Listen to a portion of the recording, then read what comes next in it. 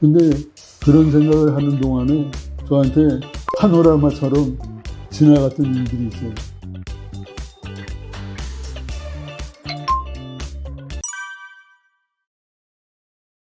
벌써 한 10년, 15년 되면 어떻게 간호를 해야 될지는 가족들이 대부분은 알고 있습니다. 그리고 솔직히 요양병원이나 요양원에 입원해야 될 사람을 꼭 구분해야 된다면 첫 번째는 폭력적이고 굉장히 공격적인 그런 성향을 갖고 있는 정신의학 병증, 특히 우울증 등이 더 악화돼 갖고 배우자를 의심하거나 구타하거나 이렇게 좀 공격적이고 가정에서는 컨트롤하기 어려운 그런 성향이 있는 사람들, 정신병증이 있는 사람들. 두 번째는 큰 강직이 심해서 쉽게 동결이 되거나 웨어러프가 되거나 퇴진이 되거나 운동 극심한 장애가 있어갖고 손이 많이 가고 도저히 집안에서 케어가 어려운 케이스. 세 번째는 척추 골절 등 영구적인 신경 장애가 생겨서 하지마비가 오든가 소대변 장애가 있어서 그냥 줄줄 흐른다든가 그 다음에 심한 신경이 눌려서 오는 통증이 있어갖고 통증을 웬만한 진통제로 해결이 안 되는 그런 환자들 외에는 가능하면 집에서 치료하는 것이 원칙입니다.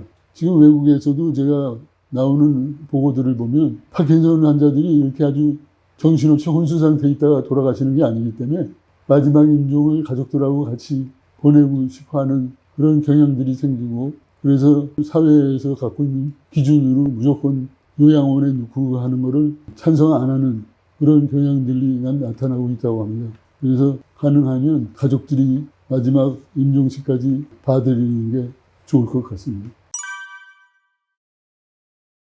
저도 이거를 알고 싶어서 제가 치료사한테 여러 번 물어봤어요. 지금 나한테 하고 있는 게 뭐냐? 단순하게 마사지라고 그러더라고요. 주로 이 엘보, 팔꿈치로 문제가 되는 근육을 찍어 눌러서 긴장을 주고 스트레칭이라고 그러죠. 주로 하여튼 마사지를 위주로 하고 있고 그 다음에 두 군데서 하는데 한 군데서는 문제가 되는 작은 근육들을 일일이 손으로 풀어주고 운동을 시켜주고 주로 무슨 기계를 쓰는 게 아니고 손을 써서 하는 마사지를 위주로 하고 있고요. 그 밖에 것은 증상을 위주로 하지 않는 것은 이제 유산소 운동, 사이클링이나 숨차게 운동하는 것들 그 두 가지로 나눠서 치료를 받고 있죠. 그 마음의 고통은 이루 말할 수가 없죠. 그래서 제가 의사의 입장이 아닌 순수한 환자의 입장에서 나 자신을 돌아보고 나를 객관적으로 평가하는 그런 마음이 갖게 된 게 한 10년이 걸린 것 같아요. 의사의 입장에서 내 병을 보는 게 아니라 환자의 입장에서 나를 보면서 나의 부족한 것을 채우고 어떤 긍정적인 마음을 가지려고 노력하고 하는 그런 순수한 환자의 입장이 되는 것만도 시간이 엄청나게 걸립니다. 그러니까 그 마음의 병이 얼마나 심한지 알 수 있죠. 어려우면서도 쉬운 질문인데 한마디로 자기 마음대로 자기 몸을 쓸 수 없는 병이죠. 팔이 잘라지거나 부러지거나 그래서 못 쓰는 거는 그래도 나름대로 원인이 있으니까 설명이 되는데 사지가 멀쩡한데 손의 기능을 제대로 못하고 다리가 걷는 기능을 제대로 못하니 쉽게 얘기하면 산소공장이죠. 산소공장. 그러나 제가 말씀드린 대로 열심히 운동하고 재활치료하면 그 기간을 산소공장의 기간을 짧게 할 수가 있어요. 제가 처음에 걸렸을 때 이거는 뭐 종교적인 얘기를 안 할 수가 없는데 저로서도 잘 이해를 할 수가 없었어요. 왜 내가 이런 병에 걸렸어야 하는지. 병이 전염병도 아니고 그렇다고 무슨 유전병도 아니고 느닷없이 이런 병이 생겨서 그것도 한참 때 나를 나락으로 끌어내리는 이런 게 왜 나한테 생겼을까? 이제는 더 이상 긍정적인 삶은 힘드니까 이제는 정리하고 하나님한테 빨리 가야 되는 거 아닌가. 그런 생각을 했었어요. 그리고 사실 어떻게 보면 교만한 거죠. 내 나름대로는 최선을 다했는데 왜 내가 이런 정말 무모한 병을 걸려서 이런 고생을 하는가 하는 거니까. 근데 그런 생각을 하는 동안에 저한테 파노라마처럼 지나갔던 일들이 있어요. 그게 내가 용서받기를 하지 않은, 용서를 안 받은 많은 죄들이 있더라고요. 잘못한 일들이 수태 많았는데 그거를 상대방한테 사과도 안 하고 당연한 듯이 넘어갔던 일들이 숱하게 많은 걸 알았어요.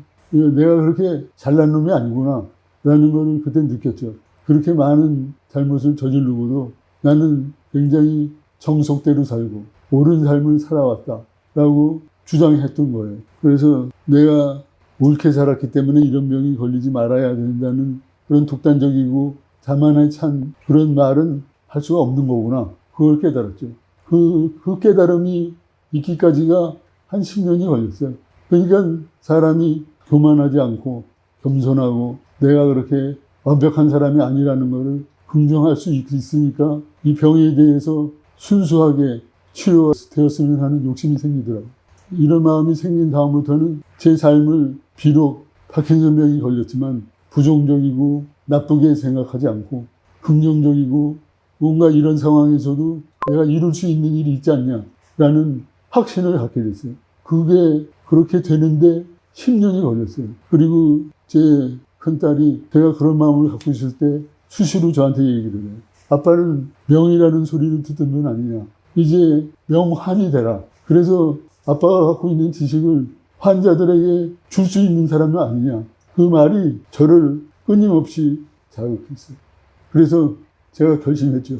내가 겪은 일들을 나누자. 그래서 이 어려운 질병 속에서도 긍정적인 사고와 또한 해결할 수 있는 방법들을 해결하면서 보다 긍정적인 삶을 살 수 있도록 환자들에게 힘이 되자. 이 책의 바로 그런 마음의 첫 번째 열매입니다. 그래서 제가 그 책에도 그런 내용이 있습니다. 우리에게는 시간이 많이 있어요. 그거를 어떻게 적절히 보내느냐, 그게 굉장히 중요하거든요. 저는 책을 쓰는 길을 택했는데 생각보다는 마음에 정리도 되고 또 많은 사람들이 관심을 가져줘서 꽤 만족스럽습니다.